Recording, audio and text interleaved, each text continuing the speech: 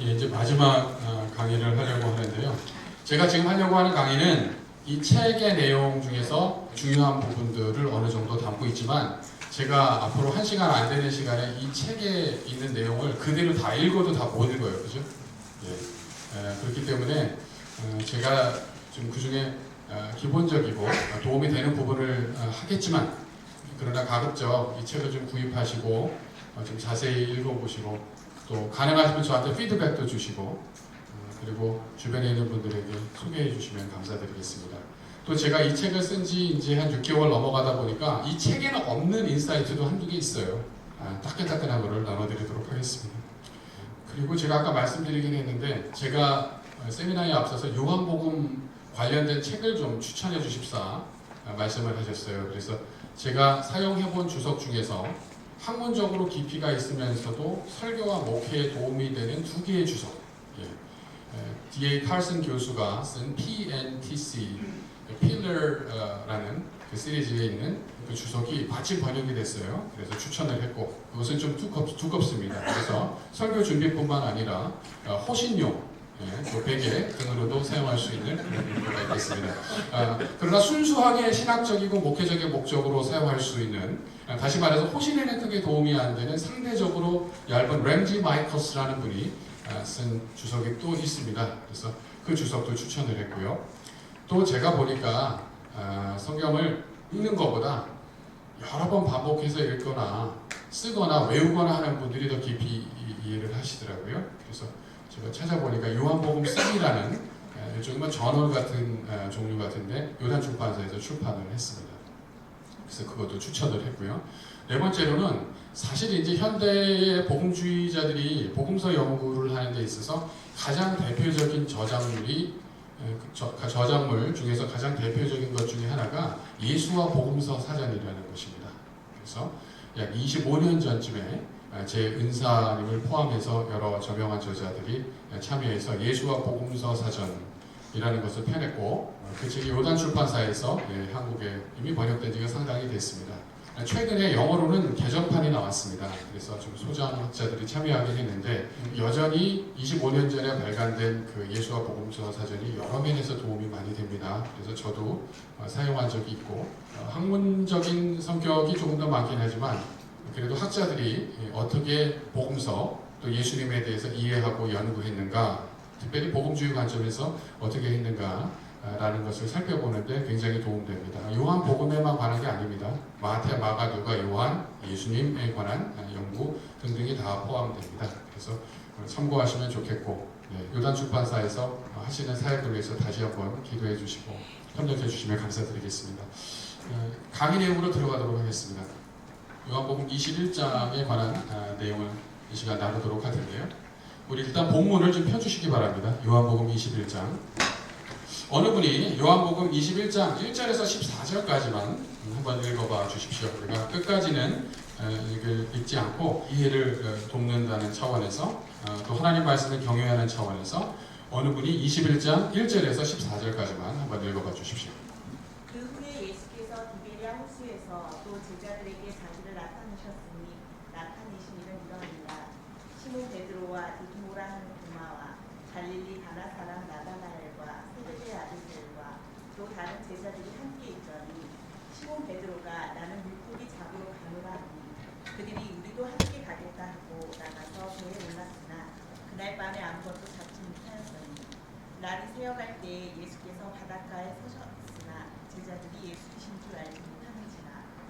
예수께서 이르시되 얘들아 너희에게 고기가 있느냐 대답하되 없나이다. 이르시되 그들을 배 오른편에 던지라. 그리하면 잡으리라 하시니 이에 던졌더니 물고기가 많아 그물을 들 수 없더라.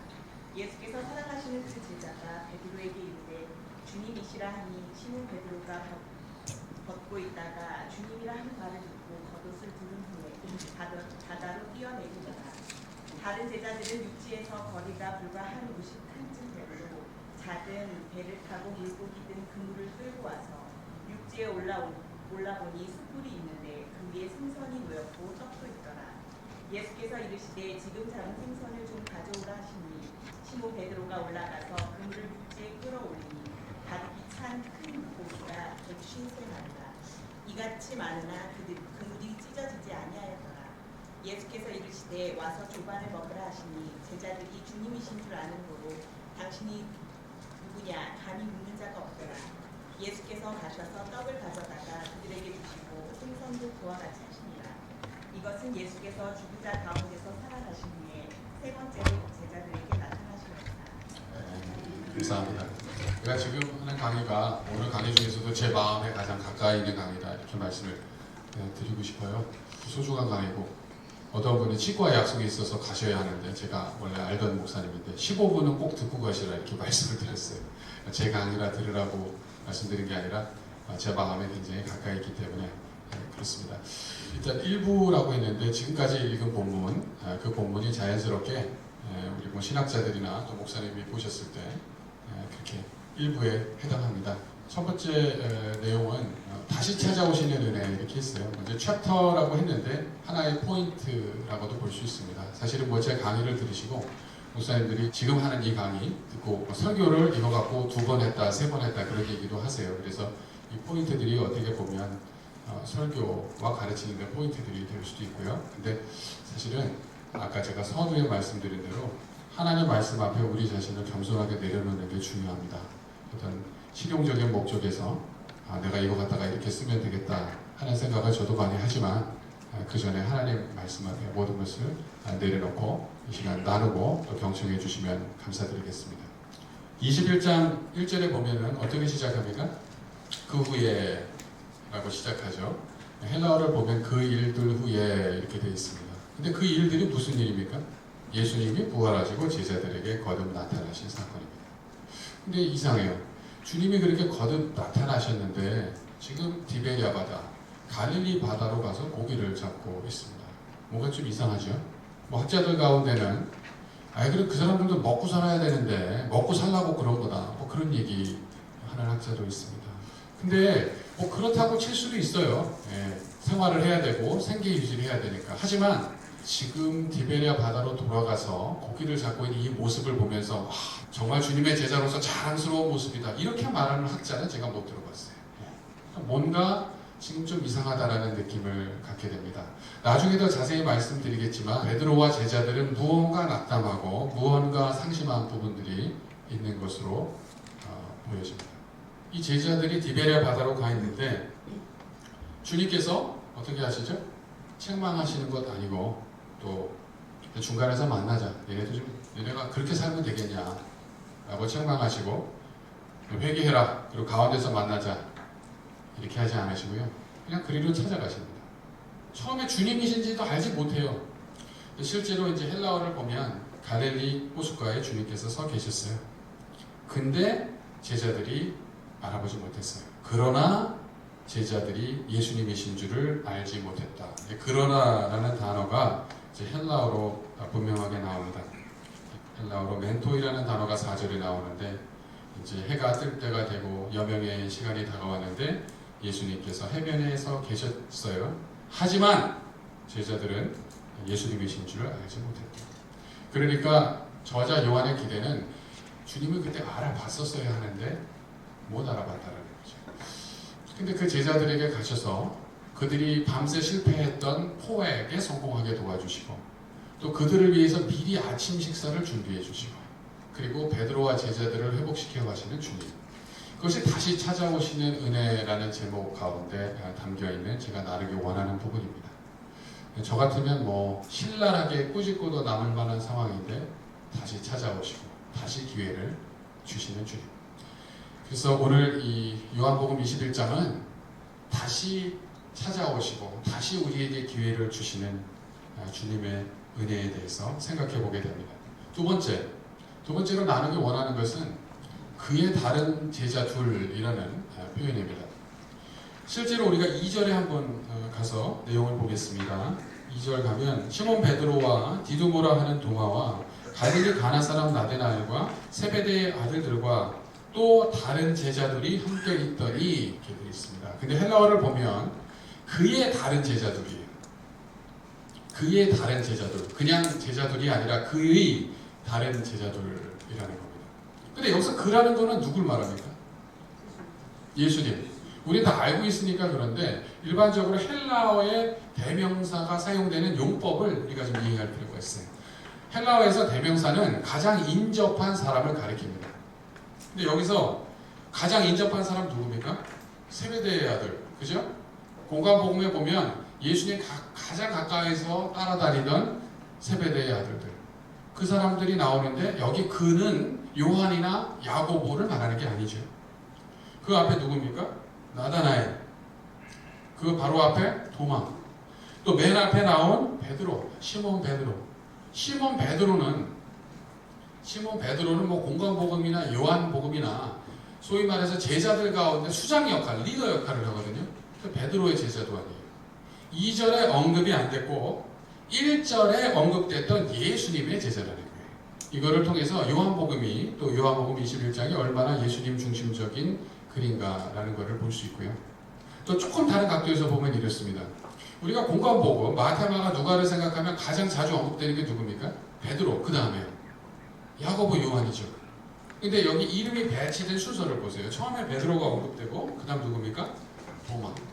도마는요, 공관복음에 그냥 제자 리스트에 한번 나와요. 그렇죠? 근데 도마가 요한복음에서는 아니에요. 요한복음에서는 주와 함께 죽으러 가자 이런 용감한 얘기. 베드로가 할 수 있는 그런 진짜 떵떵거리면서 얘기하는 그런 스타일의 얘기도 하고요. 또 부활하신 주님을 만나고 나서 참된 신앙 고백, 나의 주시오 나의 하나님이라는 그 신앙 고백이 베드로가 하는 게 아니라 도마가 합니다. 나다나엘도 주목해야 돼요. 나다나엘은 요한복음에서 도마만큼 자주 나오진 않지만 서두에 요한복음 1장에 나와서 참 이스라엘 사람이다. 대부분의 이스라엘 사람을 유대인이라고 부르셨는데 참 이스라엘 사람이다. 제대로 모세의 율법을 믿고 제대로 구약 성경을 신뢰하고 정말 하나님을 믿고 그래서 메시아가 왔을 때 받아들이는 그 사람인 거죠. 근데 나다나엘도 요한복음에서는 그런데 공관복음에는 뭐 그냥 제자 리스트에 한번 나오는 정도죠. 근데 그런 걸 보면 세베대의 아들들이 이름이 도마나 나다나엘보다 늦게 나오는 게 어떻게 보면 충격적이에요. 그죠? 우리가 여기서 배울 수 있는 건 우리가 베드로, 야고보, 요한 3인방 이렇게 얘기하는 게 상대적이라는 거죠. 근데 우리는 그 상대적인 거에 쉽게 휘말리잖아요. 그죠? 우리 교단에서 이 지역에서 가장 많이 알려진 분은 누구다? 3인방이다, 4인방이다, 2인방이다, 5인방이다. 그런 거 신경 많이 쓰는데 공관복음과 요한복음을 비교하면서 우리가 배우게 되는 거는 그건 별로 중요하지 않다는 거예요. 공관복음에 나타난 그 시각도 나름대로 굉장히 중요한 시각이고 공관복음의 맥락에서 하나님이 영감하셔서 우리에게 보여주시는 그런 측면이고 또 요한복음에서 제자가 배열된 이 순서를 보면서 우리가 또 배워야 하는 측면이 분명히 있습니다. 둘 다 중요합니다. 그의 다른 제자 둘은 이름이 아예 안 나와요. 그죠? 근데 이름이 안 나오면 어떻습니까? 그의 제자라는 게 중요한 거거든요. 내가 예수님 제자냐 아니냐가 중요하지 하늘로부터 난 자냐 아니냐가 중요하지 하늘길로 가느냐 아니냐가 중요하지 내 이름이 몇 번째 나오냐 내가 얼마나 알려졌느냐 이거 중요하면 하나도 안 중요하거든요. 하나도 안 중요해요. 그의 제자, 그의 다른 제자들 이 표현에 주목하면서 우리가 중요한 건 내가 예수님의 제자라는 거예요. 그 외에 다른 것들은 다 부차적이다라는 것을 좀 나누기 원했습니다. 세 번째로 의지하고 순종하는 길이라고 제가 이렇게 써봤는데 지금 주님께서 오셔가지고 밤새 허탕을 쳤는데 배 오른편으로 그물을 던지라고 하셨죠? 맞습니까? 그래서 주님께서 배 오른편으로 던지라고 했는데 왜 오른편으로 던지라고 했느냐? 뭐 이거에 대해서 또 학자들은 고민을 하는데 제가 읽어본 것 중에 상당히 흥미로운 게 어느 학자가 이렇게 얘기했더라고요. 그 당시 갈릴리의 배는 방향을 조정하는 그 방향키가 오른쪽에 있었다라는 거예요. 그래서 그물을 그쪽으로 던지는 것보다 왼쪽으로 던지는 게 더 쉽다는 거죠. 방향타가 있으면 걸리적거릴 수 있으니까.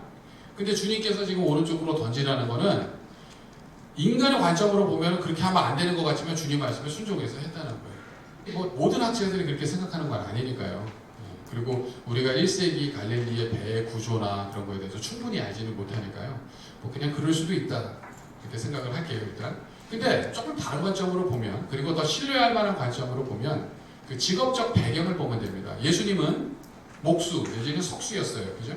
예수님은 어부 출신이 아니에요. 근데 지금 여기 7명의 제자들 중에 베드로, 야고보, 요한 이 사람들 전부 어부 출신입니다. 다른 사람들 중에서도 그런 배경을 갖고 있는 제자들이 더 있을 수 있어요. 그죠? 근데 지금 목수, 석수 출신의 누가 이야기를 하는데 전문 어부들이 그대로 따라서 해요. 물론 주님이신지 모르고 따라서 한 것도 분명히 있습니다. 거기에 주목해야 합니다. 근데 요한이 요한복음을 쓸 때 베드로나 세베대의 아들들을 위해 쓴 게 아닙니다. 그러면 아람어로 써야죠. 아람어나 히브리어로 쓰지 않고 헬라어로 썼어요. 즉 요한은 그의 독자들, 디아스포라에 살고 있는 헬라어를 주 언어로 사용하는 독자들 위해 쓴 거거든요. 이 독자들에게 이 기적적인 포획의 사건에 대해 이렇게 들려주는 이유는 주님 말씀대로 하니까 그렇게 됐다는 거예요. 요한은 그의 독자들에게 주님을 의지하고 순종하는 길, 그 길을 갈 것을 다시 한번 독려하고 있는 거죠. 아까 말씀드린 대로 인간의 관점에서 보면 이단 아니면 그 사회 또 그 종교계의 거의 가장자리로 밀려나 있는 것처럼 그렇게 이해될 수도 있는 요한의 공동체가, 요한의 독자들이 그런 것에 마음이 매몰되지 말고 의지하고 순종하고 주님 말씀대로 행하는 그 단순, 그것을 회복해야 한다는 겁니다. 그게 복음주의적이고 침례교적이고 뭐 그런 영성, 그런 마음을 갖고 있다고 믿습니다. 이제 네 번째로 그 베드로가 그립다. 우리가 베드로에 대해서 이야기할 때 성미가 급한 베드로, 그죠? 다혈질이다, 이런 얘기도 있고. 어쨌든 그런 모습이 여기서도 보여집니다, 그죠? 어디서 보여지냐?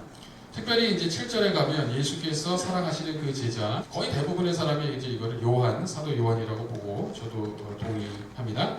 예수께서 사랑하시는 그 제자가 베드로에게 주님이시다 했어요. 사도 요한의 그 이야기를 듣고 베드로가 작업을 위해서 벗고 있었던 옷을 입습니다. 속옷만 입고 작업을 하다가 겉옷을 두르는 거죠. 그리고 바다로 뛰어듭니다. 사실은 겉옷을 두르고 바다로 뛰어들면 안 돼요. 수영하는데 더 안 좋을 수 있어요. 주님에 대한 예우의 차원에서 한 것으로 우리가 봐야 할 것 같습니다. 저는 긍정적으로 생각을 하고요. 8절에 다른 제자들은 육지에서 거리가 불과 한 50칸쯤, 미국에서 하는 거로 하면 100야드, 이게 뭐 91m 정도 되는 것 같아요. 100m도 이제 안 떨어져 있으니까 작은 배를 타고 물고기를 포획한 그 그물을 이제 끌고 오는데, 근데 베드로는요, 그냥 제가 생각할 때는 배를 타고 가도 되는데 주님을 빨리 만나고자 몸을 물로 집어 던지죠. 그죠? 어떻게 보면 과장되고 성급한 것 같은데 요즘은 그래요. 우리가 뭐 균형에 대해서 많이 얘기하고 교양에 대해서 많이 얘기하고 그러니까 크리스찬들 가운데 어떤 열정과 야성이 좀 없어진 거예요. 이 베드로의 모습을 보면서 이런 모습 오히려 좀 더 봤으면 좋겠다. 80년대에는 인증 자제를 해야 되는 상황이었다면 이제 2018년대에는 그런 사람들이 나왔으면 좋겠다. 실수를 좀 하면 어떨까.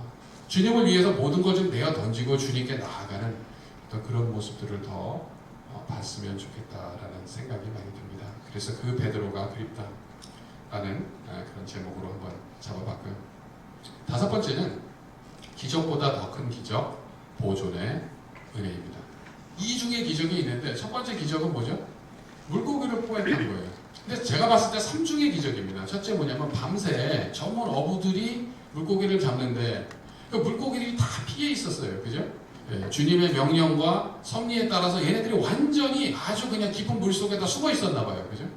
한번 생각해 보세요. 전문 어부들이 물고기가 잘 잡힌다는, 또 적어도 그렇게 통념으로 이해하고 있는 그 시간에 가서 밤새 작업을 했어요. 그럼 뭐 피라미 같은 애들이라도 한둘 잡혀야 정상 아닙니까? 제가 얼마 전에 뭐 몇 년 지난 드라마를 가족과 함께 봤습니다. 그래서 저희는 뭐 이제 아이 한국말도 가르칠 겸 해가지고 그 드라마를 같이 보는데 벌써 한 5, 6년 된 드라마더라고요. 근데 거기에 한 청년이 나오는데 이 청년이 좀 나이가 많이 드신, 그래서 조금 치매기가 있으신 할아버지의 양자로 들어가게 됩니다. 그런데 그 할아버지에게 그 부담 주는 상황을 막기 위해서 이 청년이 일부러 좀 모자란 척을 하는 거예요. 그리고 학교에서 시험을 보는데 맨날 빵점을 받는 거예요. 근데 생각해 보세요. 빵점 맞기가 굉장히 어렵습니다. 그죠? 빵점 받는 게 쉬운 게 아니에요. 답을 다 쓰면서 빵점 받는 거는 100점 맞는 것만큼 어렵습니다. 그죠? 어떻게 답을 다 피해가야 할지 다 꿰뚫고 있지 않는 한 평점 맞는 건 어렵습니다. 20점, 40점 이런 걸 할 수 있습니다. 그죠? 평점을 맞는 분들은 정말 천재거나 하여튼 그 천재에 가까운 분들입니다. 그래서 이제 그 청년이 사실은 알고 보니까 굉장한 수재인데 굉장히 똑똑한 친구인데 자기를 입양해준 할아버지에게 충격을 주지 않기 위해서 자기가 바보처럼 그렇게 지내면서 일부러 답사 이렇게 막 하는 이야기인데 오늘 본문과 연결시켜서 보면 밤새 물고기가 한 마리도 안 잡히는 거 이것도 기적입니다. 주님께서 그렇게 섭리하신 거죠. 그래서 주님을 떠나서는 아무것도 할 수 없다. 아까 어떤 분이 말씀해 주신 대로 요한복음 15장 5절 말씀을 여기서 다시 한번 우리가 상기하게 됩니다. 실제로 어떤 학자가 재미있는 얘기를 했는데 요한복음에 보면요. 물고기를 잡을 때 예수님 없이 물고기를 잡았다는 기록이 없대요. 물론 뭐 요한복음은 물고기 잡는 거에 관한 책이 아니잖아요. 그렇긴 하지만 여기서 물고기 잡는 사건이 나타날 때는 예수님이 거기 관여하셨다라는 데서 좀 인사이트를 얻어볼 수 있을 것 같아요. 그래서 주님 떠나서는 아무것도 할 수 없다라는 것이 거기서도 보여지는데 어쨌든 밤새 물고기가 숨어 있었던 그 기적. 그래서 주님만 의지하게끔 이끌어 가시는 그 기적. 또 주님이 나타나셔서 밤새 숨어있던 물고기들이 거의 완전히 집합을 해가지고 본인들이 그물로 막 뛰어드는 거죠. 너도 나도. 굉장히 경쟁이 심했던 것 같아요. 153마리가 그 과감하게 경쟁을 뚫고 이제 막 뛰어드는 그 상황, 그 기적. 거기에 세 번째 기적, 어떻게 보면 가장 중요한 기적이 있습니다. 11절 보시죠. 시몬 베드로가 올라가서 그물을 육지에 끌어올리니 가득히 찬 큰 물고기가 153마리로 엄청 많았습니다. 큰 물고기만 153마리. 헬라어도 똑같이 얘기합니다. 이같이 많았는데 뭐예요? 그물이 찢어지지 아니요. 근데 이 얘기 안 해도 되거든요. 그물 찢어졌다는 얘기 안 하면 안 찢어졌나 보지. 근데 일부러 저자가 이 얘기해요. 이런 경우라면 그물이 찢어져야 정상이라는 거예요. 왜냐하면 갈릴리 1세기에 그 썼던 그물은 목화입니다. 목화기 때문에 잘 찢어져요. 그래서 처음에 예수님이 베드로를 부르실 때 베드로는 뭐 하고 있었어요? 처음에 제자들을 부르실 때 물고기 잡다가 부르심을 받은 제자도 있고요. 또 그물 수선하다가 부르심을 받은 제자들도 있어요. 그게 왜 그러냐면 목화 그물이니까 잘 찢어지거든요. 그러니까 정기적으로 수선을 해야 돼요. 그물을 수선하고 있던 제자는 성격이 꼼꼼해서 그랬다. 이제 그거는 20세기나 21세기에 하는 얘기고 그 당시는 그물 수선하는 게 메인테넌스 차원에서 이제 의무적으로 해야 돼요. 어쨌든 그렇게 잘 찢어지는데 잘 찢어지니까 여기서 찢어져야 되거든요. 근데 안 찢어졌어요. 근데 바로 그게 보존의 은혜라는 거죠. 제가 이제 생각해 보게 되는 게 엄청 빨리 달리는 말에서 떨어졌다. 근데 하나도 안 찢어졌다. 그렇죠? 교통사고가 크게 났다. 차 완전히 그냥 못 쓰게 됐다. 근데 멀쩡하다. 그 우리 기적이라고 얘기하죠. 예. 또 암에 걸렸다. 암 3기다 4기다. 깨끗하게 났다. 기적이라고 얘기해요. 우리가 말하는 기적이 다 그래요. 부정적인 상황에 있다가 그게 긍정적인 상태로 바뀌면 기적이라고 말해요. 근데 그래서 그물이 찢어졌다가 다시 붙은 것보다 그냥 안 찢어진 게 기적이거든요. 그게 뭐냐면 우리가 부족해서 삶이 굉장히 어렵게 될 수 있는 가능성이 사실 많아요. 저부터도. 많은 실수들을 하지만 그래도 더 큰 실수하지 않고 여기까지 온 게 사실 주님의 기적이에요. 굉장히 심한 병에 걸렸다 고쳐지는 것도 기적이지만 그런 병에 걸리지 않는 것도 목회의 사역의 인생의 스트레스가 극심하지만 걸리지 않는 것도 기적이다. 어려운 일이 생겼다가 주님이 도움을 주셔서 회복되고 거기서 벗어나는 것도 기적이지만 그런 상황에 들어가지 않은 것도 기적이다. 근데 문제는 뭐냐면 우리가 간증할 때나 설교할 때 누가 엄청난 어려움이 있었습니다. 근데 주님이 기적적으로 도와주셔서 극복됐습니다. 그럼 아멘 그래요. 주님이 도와주셔서 저는 지금까지 아무 일도 없이 이렇게 있을 수 있는 것을 감사합니다. 그럼 아멘 잘 안 나와요. 사도 요한은 그물이 찢어지지 않은 것도 기적이다. 보존의 기적. 그것이 놀라운 은혜다. 라고 이야기합니다. 또 여섯 번째로 가서 우리가 한번 보면 셰프 예수. 예수님이 부활하셔서 영광스러운 몸을 입으셨는데 주님께서 지금 제자들 찾아오셔서 아침 조반을 준비해서 먹이세요. 그냥 기적적인 포획 이후에 야 니네들이 와서 이제 아침상 차려라 이게 아니라 제자들이 지금 배에서 올라와서 육지로 와 보니까 이미 세팅이 다 돼 있어요. 자연적인 방법으로 준비하셨는지 초자연적인 방법으로 준비하셨는지 모릅니다. 갈릴리 호수에 있던 다른 물고기들이 주님이 피워놓은 그 숯불 위로 날라 들어가지고 걔네들이 거기 딱 위치에 맞춰서 GPS 맞춘 것처럼 딱 왔는지 주님께서 잡으셨는지 어떻게 했는지 몰라요. 성경이 말씀 안 하는 거에 대해서 그렇게 고민할 필요는 없는데 더 중요한 건 부활하신 영광의 주님이 지금 땀 냄새 나고 밤새 허탕쳐서 지금 굉장히 심신이 지쳐있고 탈진해 있는 이 제자들 위해서 주님 부활하신 후에 그렇게 만나주셨는데도 지금 다시 물고기 잡으러 간 이 제자들 위해서 아침상을 차려주십니다. 이 영지주의나 헬라 철학과 기독교의 차이는 우리가 우리 몸을 갖고 주님이 지으신 이 피조 세계에서 하는 일이 의미 있다라는 겁니다. 그것이 하나님의 영광을 위해서 하는 영적인 일이에요. 죄송합니다만 저는 설교자로서의 직분 너무 중요하게 생각하지만 설교자가 하나님의 영광을 위해서 모든 것 들여 설교를 준비하고 설교하는 것과 또 우리 성도님이 교회를 위해서 봉사하고 설거지하고 청소하는 것 하나님 보실 때는 차이가 없다고 저는 생각해요. 이게 중요합니다. 또 그게 종교개혁적이고 개신교적이고 보험주의적이고 침례교적인 거예요. 부활하신 영광의 주님이 지금 친히 제자들 아침 식사를 준비해서 먹이시는 이 장면 우리가 좀 생각해 봐야 될 것 같아요. 제가 들은 이야기 중에 상당히 충격적인 이야기가 어떤 의사 선생님, 외과 의사 선생님이 기도를 많이 하는 분이에요. 수술을 앞두고 기도원에 가서 기도를 했는데 잠을 많이 못 주무셨어요. 근데 어떤 일이 벌어졌냐면 결국 수술하다가 가위를 환자의 배 안에 넣은 채로 몸이 많이 피곤하고 정신이 조금 몽롱한 상태에서 그냥 꾸며버렸어요. 그게 하나님께 영광이겠는가? 기도하는 건 영적인 거고 우리 삶에서 하나님 영광을 위해서 우리가 하는 일은 뭔가 지금 부차적인 거로 생각한다면 그러면 예수님께서 왜 제자들을 아침 식사를 먹이셨는가? 라는 걸 한번 좀 고민을 해봐야 됩니다. 어떤 목사님은 진짜 아침마다 성도님들 새벽기도 끝나고 커피와 토스트를 준비해서 주신다는 분도 계시고 아마 여기 계신 분들 다양한 방식으로 그렇게 섬기실 거예요. 근데 하나님의 영광을 위해서 한다면 저는 그 사역 또한 설교 사역만큼 하나님이 기뻐하시는 사역이다 라는 생각을 해보게 됩니다. 제가 다 말씀드릴 수는 없고요. 일단은 좀 중요한 것들 말씀드리면서 넘어가도록 하겠습니다. 7번째, Ho Kyrios Estin. 지금 1절에서 14절까지 보면은요, Ho Kyrios Estin. 번역하면 주님이시다라는 이 표현이요 3번 나옵니다. 한글 성경에는 명확하지 않은데 제가 한글 성경의 어느 지점인지 정확하게 짚어드리겠습니다. 21장 7절 예수께서 사랑하시는 그 제자가 베드로에게 이르시되 주님이시라 하시니 여기서 주님이시다 그게 Ho Kyrios Estin입니다. 15 베드로가 벗고 있다가 주님이라 할 때 주님이라가 Ho Kyrios Estin.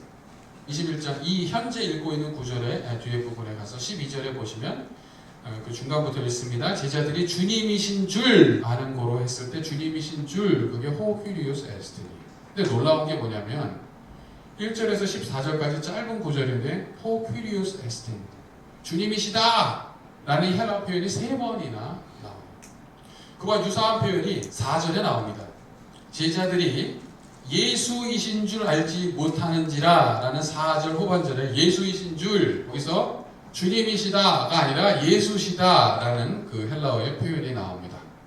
물론 요한복음에서 주님이라는 것은 예수님의 기독론적인 호칭이기 때문에 만약에 지금 4절에 있는 예수시다라는 그 표현까지 우리가 고려를 한다면 주님이시다라는 게 4번 나온 거예요. 그거를 배제하더라도 주님이시다, 주님이시다, 주님이시다 라는 이 고백이 이 짧은 구절에 3번이나 나온다는 건 저자가 의도적으로 강조하고 있다는 거죠. 우리가 만난 그분, 저자 요한이 만난 그분이 바로 주님이시다. 부활하신 주님이시다. 십자가에 못 박혀 죽은 우리의 스승, 그분이 부활하셨다. 그분이 우리가 주로 고백하는 바로 그분이다. 조금 신학적인 말을 쓰자면 역사적인 예수와 신앙의 그리스도 두 분이 다른 분이 아니라는 겁니다. 한 분이라는 겁니다. 그 중요한 신앙 고백을 담고 있습니다. 15절에서 19절 굉장히 유명한 부분이죠. 우리가 여기서 실패 직면, 회복의 지름길이라는 내용으로 좀 같이 살펴보기를 원합니다. 지금 우리가 21장 15절에서 19절까지 내용 특별히 주목하는데요. 주님께서 같은 질문을 하세요. 네가 나를 사랑하느냐? 네가 나를 사랑하느냐? 또 17절에 세 번째 이르시되 요한의 아들 시몬아 네가 나를 사랑하느냐? 근데 앞절들에는 나오지 않았던 반응이 나옵니다. 주께서 세 번째 내가 나를 사랑하느냐 하심으로 베드로가 근심하여. 근데 이 근심이라는 표현이 좀 약해요. 상심하여라는 게 조금 더 가깝습니다. 근데 왜 주님께서 처음 두 번 물으실 때는 가만히 있다가 세 번째는 상심을 하는가? 그것은 베드로가 주님을 세 번 부인했던 사건과 서로 연결이 되기 때문입니다. 베드로가 처음 한 번 물으실 때, 또 두 번째 물으실 때는 잘 몰랐을 수 있어요. 세 번 물으실 때 아는 거예요. 아, 주님께서 그 일에 대해서 지금 이야기하고 계시고요. 요한복음에 보면 지금 우리가 알고 있는 21장에서 굉장히 중요한 배경 중에 하나가 숯불입니다. 숯불. 그죠? 주님이 숯불을 피워놓고 아침 식사를 준비하셨어요. 근데 예수님이 십자가에 못 박혀 죽으시기 전에 재판 과정에서 베드로가 따라갔다가 예수님을 세 번 부인합니다. 나 예수님 전혀 모른다. 나 모르는 사람이라고 부인할 때 그때 배경이 뭐였어요? 숯불이에요. 숯불. 이게 예사로운 것이 아닙니다. 주님은 베드로로 하여금 그것을 직면하게 하시는 거예요. 그의 부인과 실패를 직면하게 하신다. 우리가 십자가의 은혜를 이야기하면서 실패, 우리의 과오, 그걸 그냥 덮어버리려는 경향이 있는데 예수님이 일하시는 방법은 직면하고 그냥 있는 그대로 시인하고 인정하게 하시는 거예요. 우리가 얼마나 부족한, 얼마나 연약한 사람인지. 그리고 그렇게 해야 회복이 됩니다. 그냥 덮어놓는다고 회복이 되는 게 아니라는 거죠. 근데 주님께서 내가 나를 사랑하느냐라고 세 번째 물어보실 때 베드로는 상심을 했지만 그 가운데 그냥 끝나지 않습니다. 베드로가 어떻게 합니까? 베드로가 근심하여 상심하여 이르되 주님 모든 것을 아시오매. 그 모든 것에는 주님 부인했던 것도 다 들어가는 거죠. 저는 이게 우리가 기도하고 주님과의 교제를 하는 데 있어서 너무 중요하다고 생각합니다. 주님 앞에서 정직해야죠. 주님 모든 것을 다 아십니다. 얼마나 제가 죽을 썼는지, 얼마나 형편없는지, 사람들은 모르고 사람들은 저에게 좋게 얘기해 주는지 모르지만 주님은 아십니다. 제가 얼마나 실존적으로 연약하고 쉽게 타협하는 존재인지 주님은 다 아십니다. 목회 가운데 지금 어떤 고민이 있고 남한테 말 못할, 가장 친한 사람들한테도 말 못할 그런 상황까지 있는 것 주님은 다 아십니다. 지금 세미나 와 있지만 사실 마음은 다른 데 가 있을 수밖에 없는 어려운 상황인 것도 주님은 다 아십니다. 주님이 아신다라는 것을 우리가 인정하고 고백할 수 있는 그 믿음. 베드로에게 배울 거는 바로 그거라고 생각해요. 근데 베드로가 지금 실패한 제자로서 다시 회복되어 목양의 사역으로 다시 그 위임 받을 때 주님께서 물어보시는 게 딱 하나 있어요. 뭡니까? 네가 나를 사랑하느냐? 주님을 사랑하느냐? 쉐마적인 사랑. 이게 베드로에게 중요한 질문입니다. 자기 목숨을 주님보다 더 사랑했으니까 부인한 거예요. 목숨에 대한 위협이 오니까 자동적으로 부인한 겁니다. 우리도 그런 고백은 안 하지만 사실은 우리의 삶에, 사역에 프레셔가 올 때 우리도 모르게 반사적으로 타협할 때가 있어요. 반사적으로 둘러대면서 거짓말을 할 때가 있어요. 그 베드로에게 주님께서 네가 나를 사랑하느냐?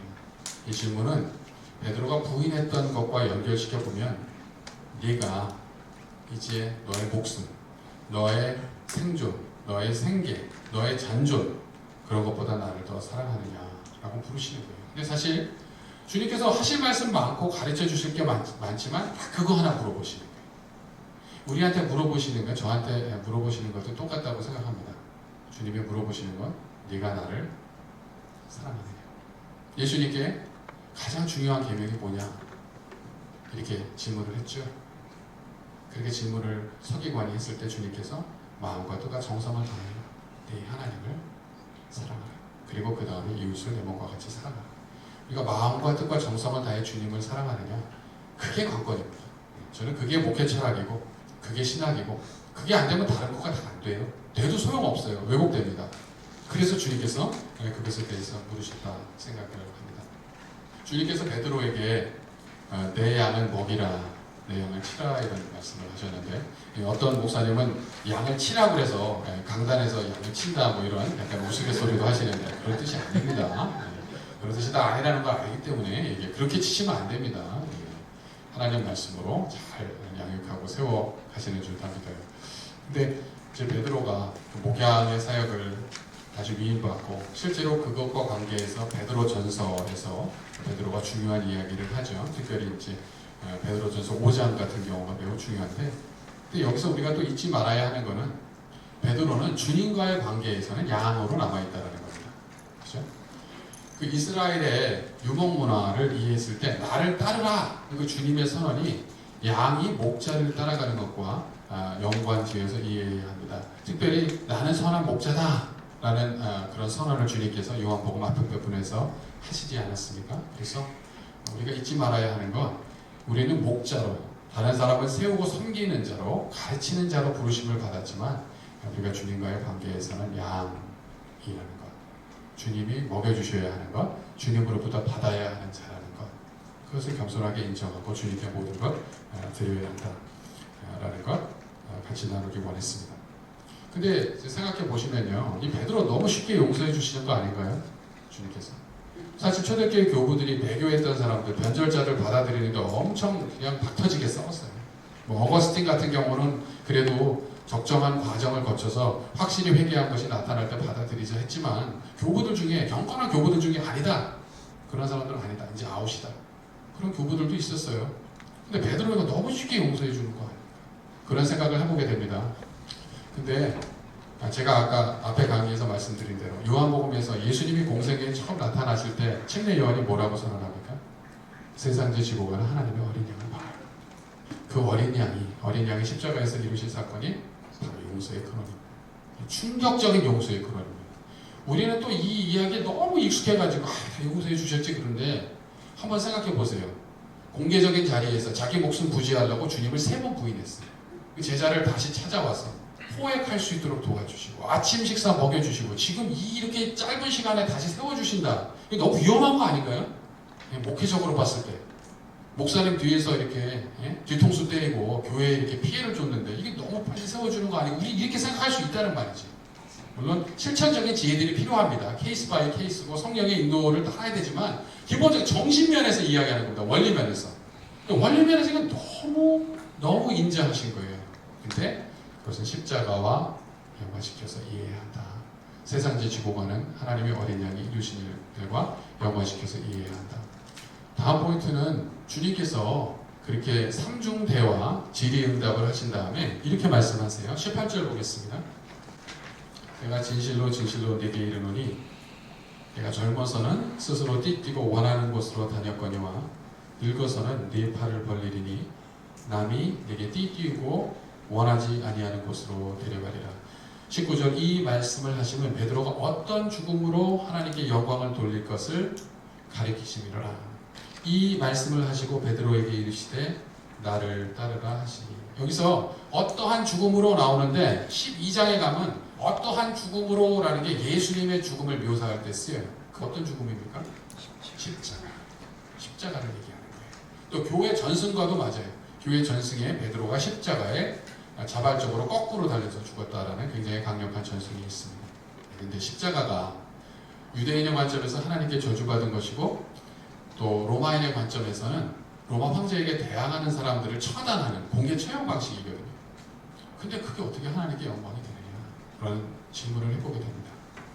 전혀 화려하지 않은 거죠. 화려하지 않은 정도가 아니라 이 세상에 진짜 말죄가 되는 거예요. 유대인의 관점이나 로마인의 관점이나 어디서 봐도 아무 가치 없는 인간 쓰레기 취급을 받는 그것이 십자가 처형입니다. 그런데 그 죽음을 통해서 베드로가 하나님께 영광 돌렸다라는 거에 우리는 주목해요. 그러니까 하나님께 영광 돌리는 것이 사람들 눈에 어떻게 보여지는 것이 관건이 아니라는 거죠. 사역의 규모가 얼마나 크다, 얼마나 유명하다, 하나님 앞에 다 쓰잘데기 없는 일. 니고데모, 이스라엘의 선생이다. D.A. 칼슨이 이렇게 얘기합니다. 이스라엘의 선생이라는 칭호가 특별한 호칭으로 니고데모에게 주어진 것 아니냐, 그렇게 이제 추측을 합니다.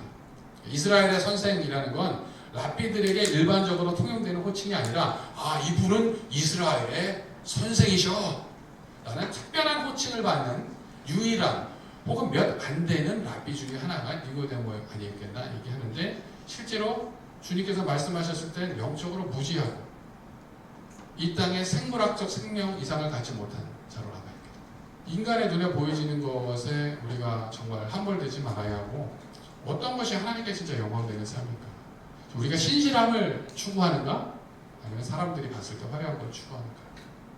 이것에 대해서 생각하게 해주는 말씀입니다. 주님께서 네가 사람들이 봤을 때 가장 처참하고 가장 불쌍하게 죽어가겠지만 그게 하나님께 영광이다.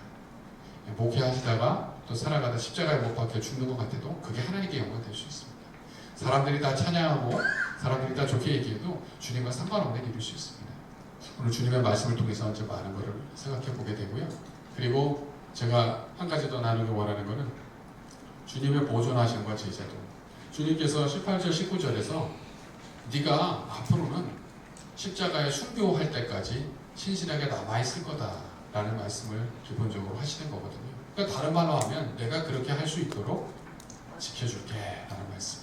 그죠? 근데 재밌는 게 뭐냐면 주님께서 나를 따르라고 말씀하세요. 여기에 신비가 있습니다. 여기에 파라독스가 있어요. 하나님의 주권과 인간의 책임.